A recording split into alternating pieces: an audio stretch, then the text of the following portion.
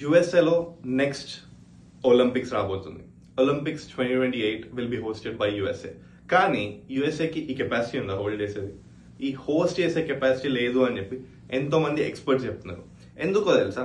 2026లో FIFA world cup ఉంది, 2028లో చెప్పే కదా ఒలింపిక్స్, పారాలింపిక్స్, 2025లో రైడర్ కప్ కూడా ఉంది. Last but not least 250th year of USA, అంటే USA 250 years birthday next celebrate చేయబోతున్నారు. సో ఇదంతా కలిపితే ఎంతో ఖర్చు, ఒక సైడ్ నుండి కోవిడ్, రెసెషన్, ఇవన్నీ కలిపి మార్కెట్ డౌన్ఫాల్ అవుతుంది అని చెప్పి రాబర్ట్ కియోస్కీ కూడా చెప్పాడు, మార్కెట్ క్రాష్ అవబోతుంది అని చెప్పి.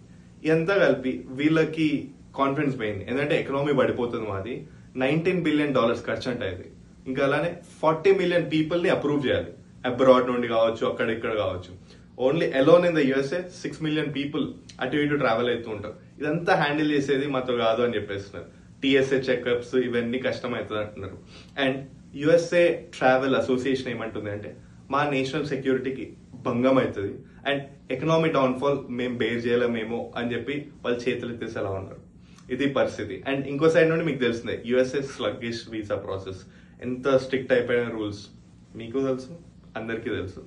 అండ్ స్లోయెస్ట్ ప్రాసెస్ వల్లనే ఇదంతా డెటరెంట్ లా మారబోతుంది అంటున్నారు.